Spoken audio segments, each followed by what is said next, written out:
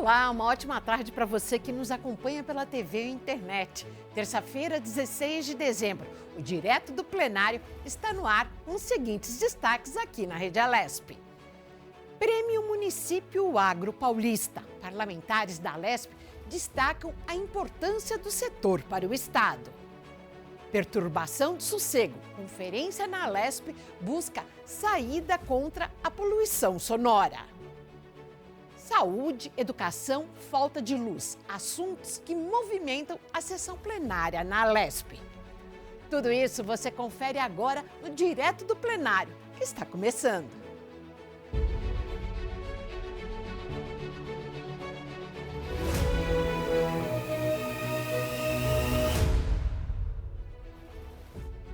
O deputado Luiz Cláudio Marcolino pediu providências para a reposição de insulina em postos de saúde.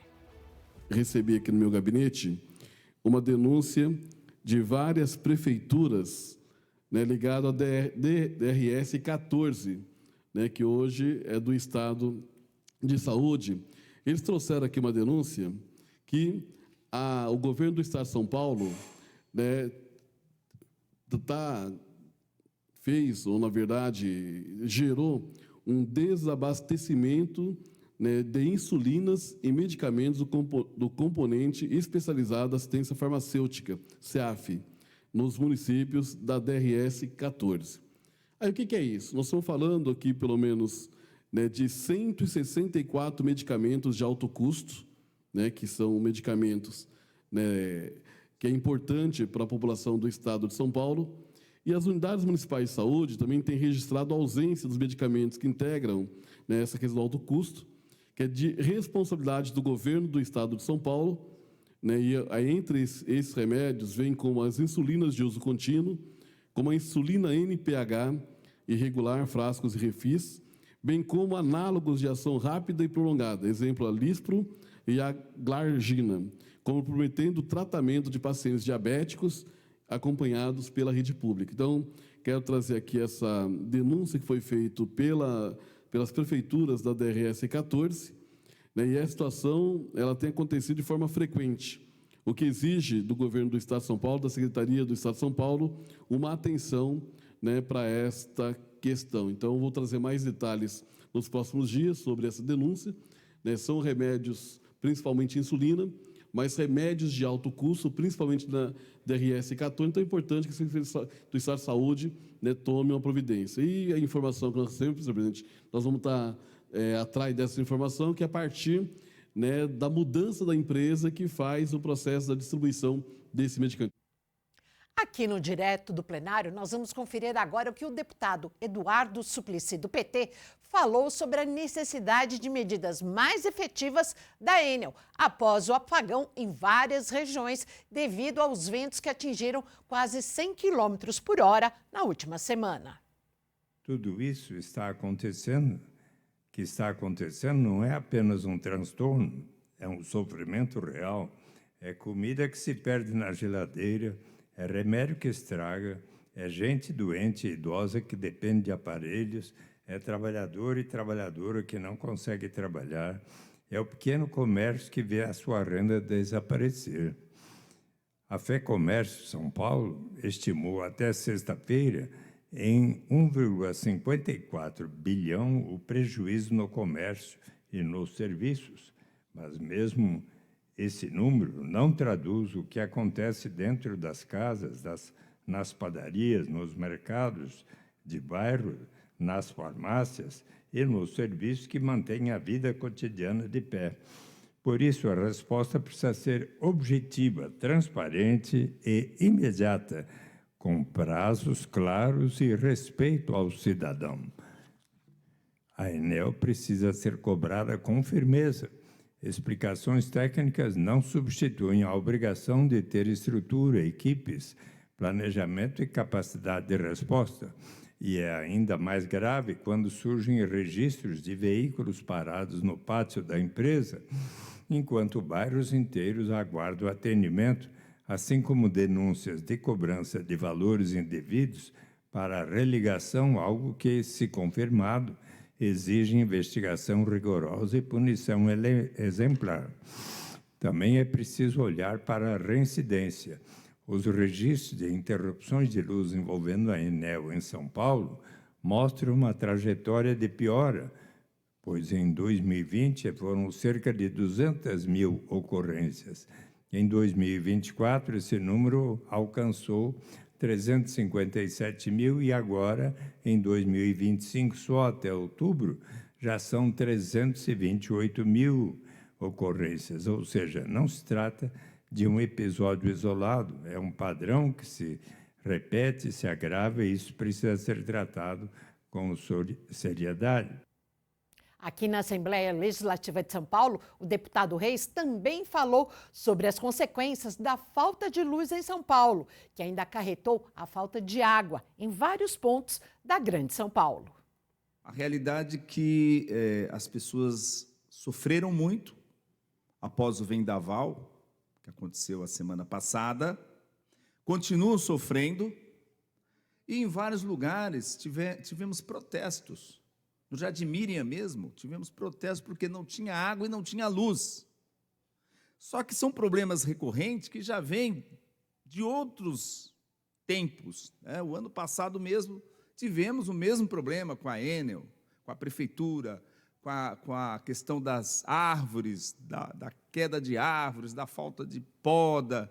Ou seja, é um problema que, quando chega esse período de chuvas, ele vai se repetindo. E, ao que me parece, os governantes vão lá, falam um monte de bobagem, culpa um, culpa outro, né? Põe a culpa em um, põe a culpa em outro, mas o problema não é resolvido.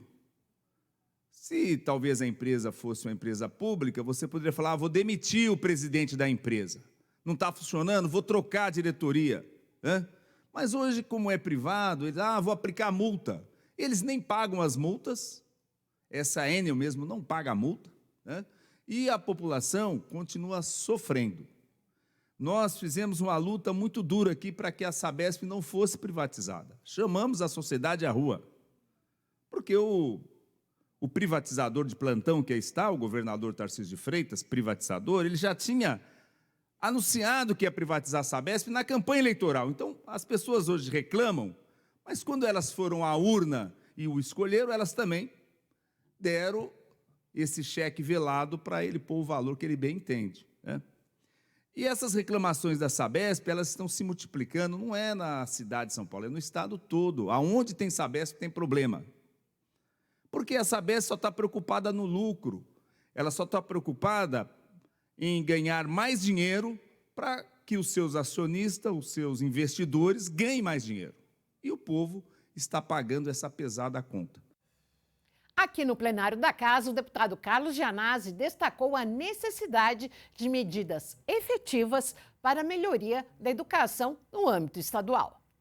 A Secretaria da Educação, através do seu secretário empresário da Educação, Renato Feder, e através do governo Tarcísio de Freitas, nós já denunciamos exaustivamente que ele está vendendo escolas públicas na Bolsa de Valores. Ele criou algo inédito, leiloando escolas na Bolsa de Valores de São Paulo. Mas não contente com isso, agora ele está leiloando, também ele abriu um leilão de professores nas diretorias de ensino. Milhares de professores que não tiveram a avaliação, que não atenderam aqueles critérios absurdos da avaliação de desempenho, dessas resoluções punitivistas e autoritárias, estão sendo praticamente expulsos das suas escolas, né, porque ele estabeleceu um critério de avaliação, com uma simbologia extremamente bizarra, com um semáforo, onde o professor, na sua avaliação, tem um farol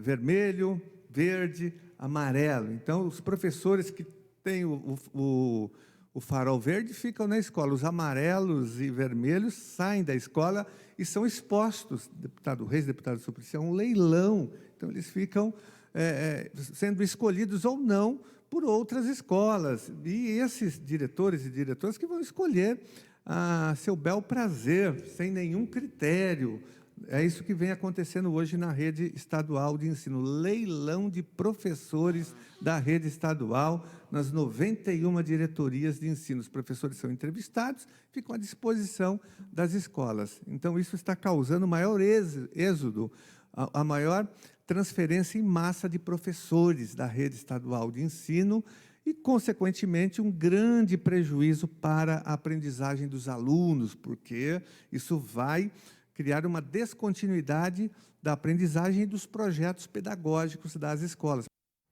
O Direto do Plenário vai para um rápido intervalo. Daqui a pouco a gente volta.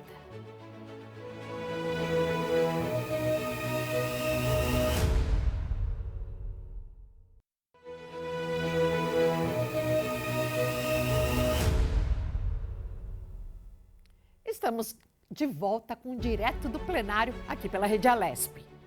O governo de São Paulo anunciou investimentos para o agro paulista e realizou a premiação do ranking Município Agro edição 2025.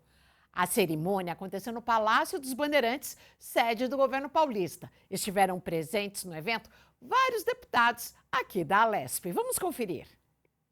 Tantas conquistas, tantos programas, né, que saíram do papel, realmente estão fazendo a diferença na vida de milhões de pessoas. Sabemos que, através dessa articulação, desse trabalho conjunto, dessa harmonia, dessa dedicação, nós estamos ajudando realmente um setor produtivo importantíssimo para a economia do Estado de São Paulo, para gerar desenvolvimento, riqueza, né, empregos. São Paulo tem um território pequeno, relativamente. Poderíamos comparar com o Mato Grosso, que sempre foi o líder do agro no Brasil, 4, 5 vezes menor a área territorial agricultável. E nós já somos o líder em produtividade, o líder em exportação e o líder em produção do agro aqui no Brasil. Culturas como a cana, como a suinocultura, que vem crescendo muito, a avicultura, a laranja, o limão, a borracha, são áreas de muita importância. E aí nós podemos ir, falava agora há pouco aqui sobre o crescimento do amendoim, sobre a chegada da soja, que cresce cada vez mais em São Paulo. Então o agro de São Paulo é diversificado e forte em todos os itens. O agro é a mola propulsora da nossa economia, todo mundo sabe. O produtor rural, apesar de parecer muitas vezes que não, tem uma vida sofrida, difícil, de luta, de trabalho. Então, poder ser parte do poder público e apoiar um setor tão importante como o agro é motivo de muita alegria. São 10 projetos do governo, mais uma meia dúzia de projetos meus, mais tantos outros aí, e nós estamos só começando. O agro paulista tem sempre ocupado lugar de destaque na nossa economia. O agro hoje é responsável aí por mais de 40% do nosso PIB. E São Paulo está entre eles, né? Então, esse evento aqui hoje, comemorando o agro paulista, o agro brasileiro, eu acho que mais que merecido. O nosso agro aí, que eu espero que o ano que vem continue dessa forma, que cresça muito mais e que não pare, né? É o agro que abastece o nosso país, o agro põe a comida na nossa mesa. Então, é importante esse evento de hoje, esse balanço da brilhante gestão do Guilherme Piai, fica os meus parabéns a ele. Foram projetos enviados à Assembleia Legislativa que nós aprovamos, porque projetos consistentes, com muita credibilidade. Nós fizemos leis de regularização fundiária, nós entregamos mais de 5 mil títulos rurais, regularizamos mais de 200 mil hectares de terra e a gente deve isso aos projetos de lei que a Assembleia aprovou. Nós colocamos em pé o Fundo Indenizatório da Pecuária Paulista, que era uma luta de 3 décadas, porque a Assembleia aprovou. Nós vamos regulamentar todos os produtores de origem vegetal do Estado de São Paulo pela lei que a Assembleia aprovou. Então são muitas leis que estão trazendo dignidade, prosperidade. Agora a lei do nosso financiamento com o Banco Mundial, o projeto Microbacias 3, 1,2 bi para o agro de São Paulo, 400 cooperativas, mais de 40 mil produtores, a Assembleia que aprovou. Então essa parceria do Poder Executivo com a Alesp é o que está fazendo a diferença, não só no agro, mas é o que está mudando a história de São Paulo em todas as áreas. A gente dá um exemplo, Bira, para o Brasil, porque aqui, Poder Executivo, Poder Legislativo, Poder Judiciário trabalham juntos, não brigam, não tem disputa, não tem nada disso, pelo contrário, está todo mundo olhando o interesse do cidadão. A gente tem uma Assembleia que ajudou muito o agronegócio, uma Assembleia preocupada com o agronegócio, como é bom como o parlamento se preocupa com o agronegócio e aprova o que aprovou. O São Paulo merece. São Paulo é grande porque o agro de São Paulo é grande, porque o agro de São Paulo é forte. O Brasil é o que é porque o agro dá sua contribuição todos os dias. Nós temos um agro para nos orgulhar. O melhor agro do mundo, o agro mais sustentável do mundo, aquele agro que a gente pode bater no peito e dizer, para todo mundo ouvir, nós somos uma potência agroambiental. A audiência pública aqui na Lesp discute a situação dos pacientes atendidos pelo CAPS de Itapeva. Famílias e profissionais da área da saúde denunciam que o Centro de Atenção Psicossocial passa por um desmonte. Nós estamos aqui na Assembleia Legislativa para defender o CAPS, porque os governos querem acabar com os CAPS, querem acabar com a saúde mental. O CAPS de Itapeva é uma referência nacional, foi o primeiro CAPS do Brasil. Ele foi a referência e é referência para muitos CAPS.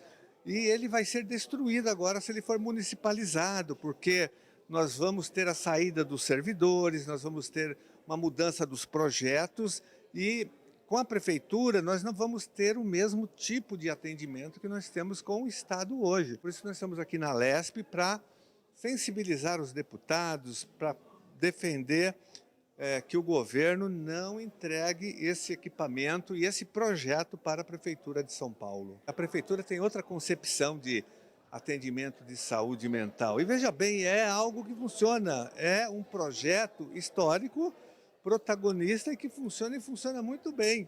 E o que funciona muito bem, infelizmente, o governo tenta acabar, tenta extinguir.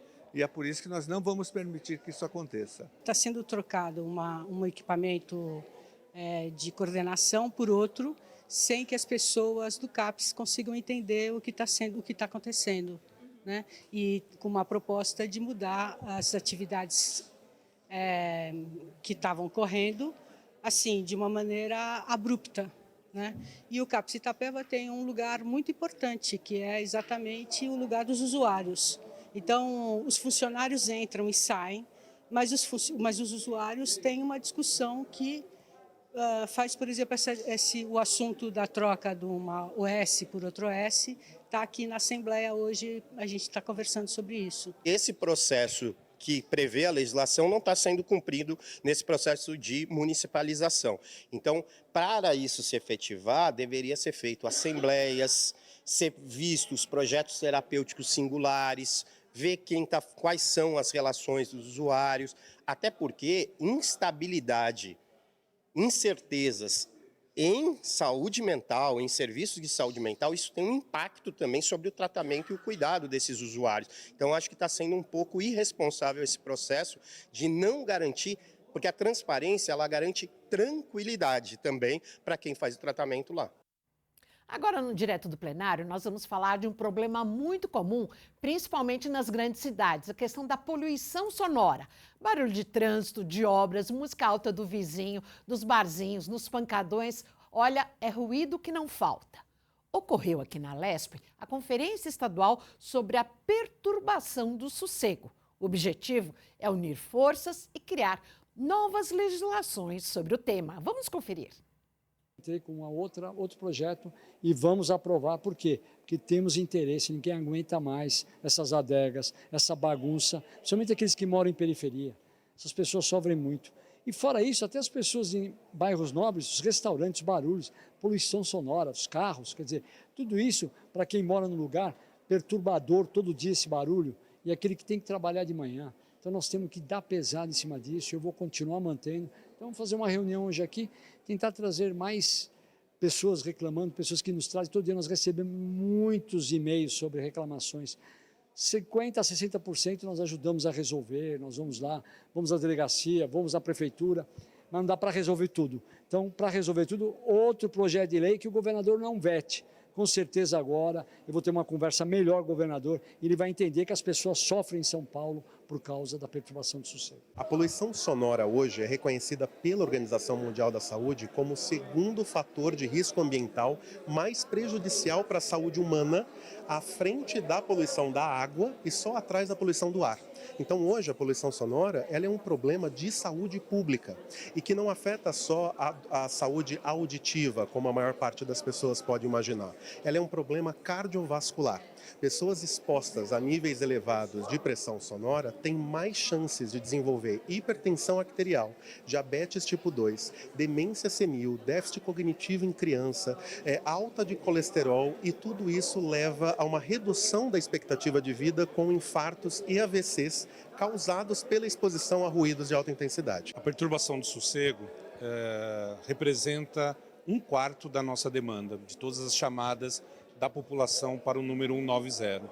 Então, causa um impacto muito grande para o nosso sistema operacional e também para a vida das pessoas, né? Principalmente para a saúde das pessoas. Então, a Polícia Militar tem buscado várias soluções, tem estudado isso de várias formas e nós temos agora implementado algumas soluções. Uma delas é o emprego de inteligência artificial no 190 para atender às ocorrências de perturbação do sossego. Já está funcionando há mais de 1 ano e meio e já cadastrou 1.600.000 ocorrências desta natureza. Além disso, nós estamos buscando outras soluções. Nós estamos tentando fazer boletins de ocorrência de maneira remota, então o policial militar entra em contato com o solicitante, aquele que está sendo perturbado, e oferta a ele a possibilidade de fazer o boletim de ocorrência, mesmo sem o comparecimento da viatura, para que ele possa, com esse documento, tentar responsabilizar o perturbador.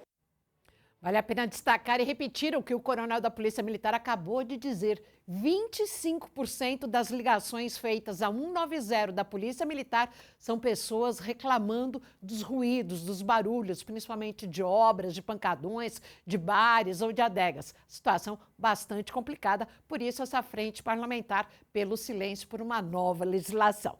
E agora, aqui no Direto do Plenário, nós vamos saber o que acontece nesta terça-feira, 15 de dezembro, aqui na LESP. Vamos acompanhar a agenda. A partir das 2 horas, a sessão ordinária de número 185, com pequeno e grande expedientes, no plenário Juscelino Kubitschek. Nesse mesmo horário, a reunião da Comissão de Finanças, Orçamento e Planejamento, com a finalidade de deliberar sobre a receita e despesa do Estado para o exercício de 2026, no plenário Dom Pedro I. O Direto do Plenário fica por aqui. Tudo o que acontece no estado de São Paulo e no Parlamento Paulista, você confere nas nossas redes sociais e durante a programação da Rede Alesp. Muito obrigada pela sua companhia. Você fica agora com a sessão ordinária do Pequeno e Grande Expedientes Direto do Plenário. Até mais e uma excelente tarde.